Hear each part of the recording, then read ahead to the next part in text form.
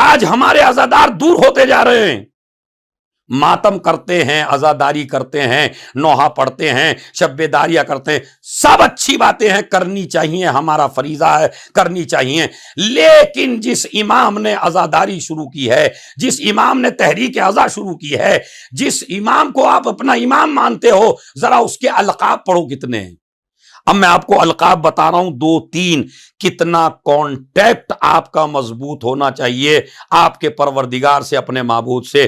پہلا لقب ہے اس امام کا سجاد۔ سجاد، سجاد مبالغے کا صیغہ ہے گرامر کے لحاظ سے، عربی گرامر ماشاءاللہ، آپ تو شارجہ میں رہتے ہیں، عربی آپ جانتے ہیں، اتنا تو ماشاءاللہ آپ کو نالج ہے ہی کہ ساجد سجدہ کرنے والا، سجاد بہت زیادہ سجدہ کرنے والا۔ ساجد کے معنی الگ ہیں، سجاد کے معنی الگ ہیں۔ سجاد بہت زیادہ سجدہ کرنے والا۔ 5ویں امام سے پوچھا گیا کتنا سجدہ کرتے تھے؟ کہا کوئی نعمت ملتی تھی میرے بابا کو تو سجدہ کرتے تھے، 2 آدمیوں میں صلح کراتے تھے تو سجدہ کرتے تھے، قرآن کریم کی آیت میں جہاں سجدہ آ جاتا تھا وہاں سجدہ کرتے تھے، کوئی مصیبت دور ہو جاتی تھی تو سجدہ کرتے تھے، کوئی خوشخبری ملتی تھی تو سجدہ کرتے تھے۔ اس سجدے کی وجہ سے ہر نعمت پہ سجدہ، ہر رحمت پہ سجدہ، پریشانی دور ہونے پہ سجدہ، خوشخبری پہ سجدہ، اور خالی سجدہ نہیں، اس کے بعد امام فرماتے ہیں کہ قرآن پڑھیں تو سجدہ، 2 آدمیوں کے درمیان صلح کرا دی تو سجدہ۔ امام سجدہ کیا کرتے تھے۔ آپ یہ بتائیے ہم میں سے کون ایسا ہے جو اتنے سجدے کرتا؟ کوئی ہے ایسا؟ ویسے امام سجاد کو مانتے ہیں، امام زین العابدین کو مانتے ہیں، لیکن سجدے سے وہ الفت نہیں، سجدے سے وہ پیار نہیں، سجدے سے وہ محبت نہیں۔ تمہارا امام کہتا میرے بابا، 5واں امام کہتا میرے بابا ہر نعمت پہ سجدہ کرتے تھے، تو آپ کر سکتے؟ مطلب اتنا بھاری کام نہیں ہے۔ خبر ملی تمہارے بیٹا ہوا، ہاسپٹل میں بعد میں جانا، پہلے سجدہ کرو۔ خبر ملی لڑکی ہوئی، پہلے سجدہ کرو۔ جاب ملے، سجدہ کرو۔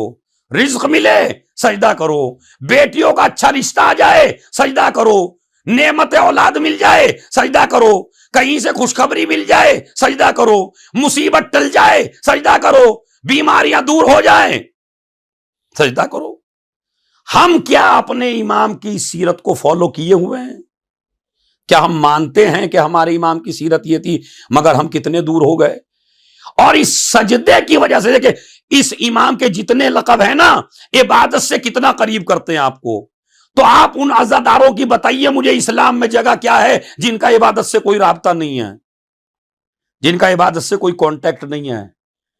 وہ یہ کہتے ہیں ہم تو علی علی کر لیتے ہیں، ایک دفعہ وضو کے لیے علی کر دیا، ایک دفعہ نماز کے لیے علی کر دیا، ایک دفعہ اذان کے لیے علی کہہ دیا، ہماری عبادت ہو گئی، ہم نہیں کریں گے۔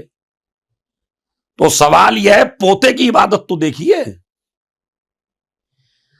مجھے آپ یہ بتائیے جس طرح آپ علی کو امام مانتے ہیں، کیا چوتھا آپ کا امام نہیں ہے؟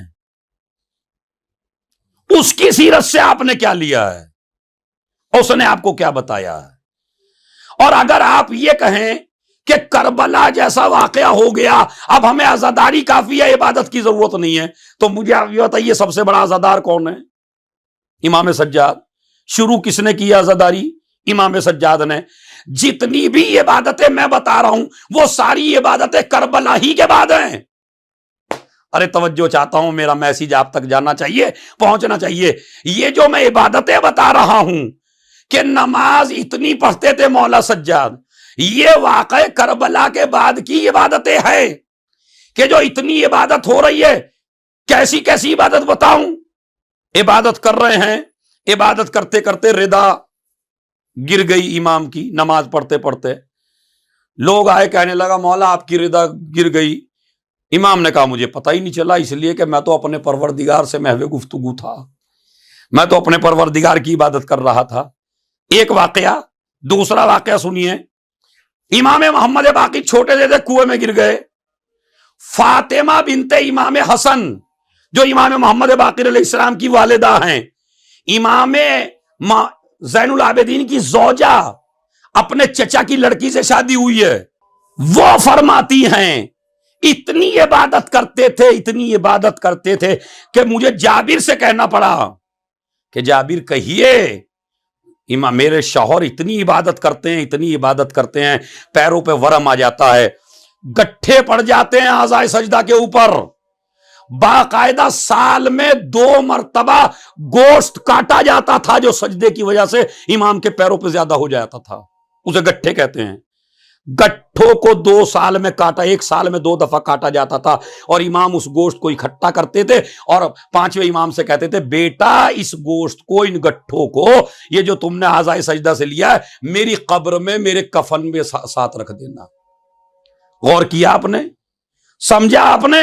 واقعہ کربلا کے بعد اگر تمہارا امام تمہیں صرف عزاداری کرتا نظر آئے تو تم بھی آج سے عزاداری کرنا، اور اگر تمہارا امام واقعہ کربلا کے بعد نہ نماز صبح قضا ہو، نہ نماز ظہر قضا ہو، نہ نماز عصر قضا ہو، نہ نماز شب قضا ہو، اور عبادت میں اضافہ ہی اضافہ ہو، تو جب بانی ایسا ہے تو ماننے والا کیسا ہوگا؟ ایک صلوات بھیج دیں محمد اور آل محمد پر۔